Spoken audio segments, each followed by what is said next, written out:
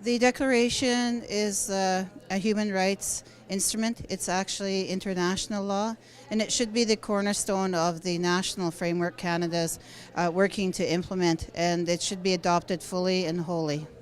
So we didn't just demand things from the world when we debated the UN Declaration. I think when I look back in the 10 years, those 10 contributions of Indigenous peoples are really, really important to uplift. And it's thanks to you, people like you, who support that work. And for that, I thank you. The endorsement of the UN Declaration was reaching the starting line, certainly not reaching the finish line. What this means today in 2017 is that we are beyond old debates about what the minimum standards for the survival dignity of Indigenous peoples should be.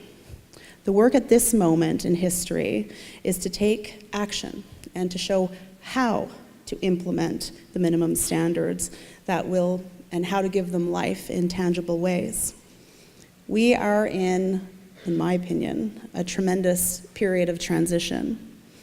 The vast work before us to implement the United Nations Declaration, to implement it and translate it into practical and meaningful benefits on the ground in communities across this country is before us, and we need to move towards this reality.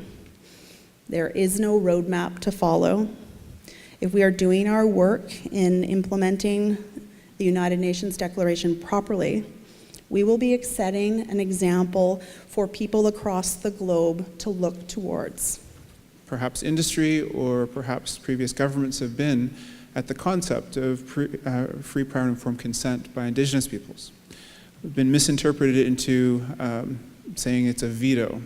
There's been these conversations in this country that say that if Canada actually implemented free, prior, and informed consent, that economies would crumble and jurisdictions would fall. And I don't believe that to be the case.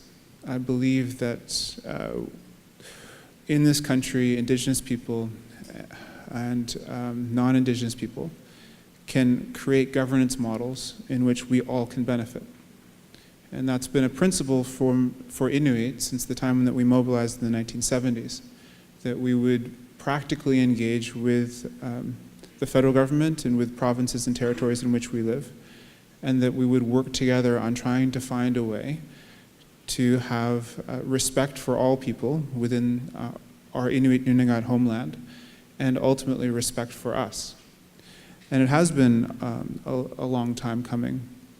My father was a land claim negotiator in the late 1970s and early 80s for the Labrador Inuit Association. And it wasn't until I was in a place where I could address the first Nunatsiavut Assembly in 2005 that we actually had a settled land claim. An entire generation of leaders in our community sent away to Ottawa or to St. John's or internationally to fight for the rights that we actually already had. So it's great to hear this evolution of thought. I do hope that there's the practical evolution of respect and also the reimagination of shared success. With my brief description, the Declaration has had practical and positive effects and impacts with respect to the Métis Nation. We're not where we want to be yet, but we're well on the way to getting to where we want to be. The Declaration on the Rights of Indigenous Peoples is the international, the global standard on what Indigenous and state relationships should look like. And by that I mean, it's always said that the Declaration is the floor, the minimum, the bare minimum standard of Indigenous rights that states are obliged to accept and adopt in their domestic settings.